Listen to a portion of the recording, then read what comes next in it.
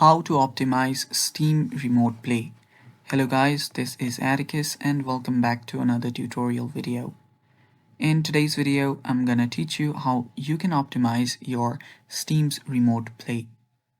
Now before we begin, if you guys are new to our channel, head down below and hit the subscribe button so you don't miss out on our future videos. Now let's dive right into it. First of all, open up your Steam. On your Steam, make sure you're logged in. If you're not logged in, you can always see a login option on the top right option right around here. Now, after you're logged in, what you can do is head over to the settings.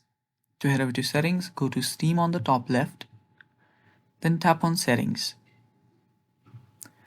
And after you're here, there you can see multiple options. On the left sidebar, simply scroll down until you see remote play. Head over there and you should be on the remote play section. Now here you'll see direct connection, IP sharing. Here make sure that it's automatic, that is, it's enabled.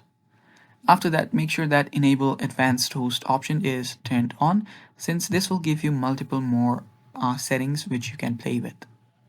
Now right here you can see different options where you'll need to enable hardware encoding.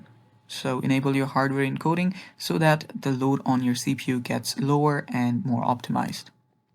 After that, you can then scroll down and also turn on this prioritize network traffic. What this does is if you have a newer or high-end router, you will have to turn on network prioritization to be able to play smoothly on your network. After that, also turn this on, that is advanced client option, and on video you can use fast, that is the fastest, and again scroll down and under bandwidth limit here put it up to the highest, that is unlimited. Now if your device might get too much load, you can simply set it to automatic, which will set it on your recommended bandwidth limit. And same goes for others as well. If you don't really have any issues with your device or hardware, you can just set all of these into unlimited. Now right here, enable hardware decoding, and also that's basically it. That's all the settings that you need to do.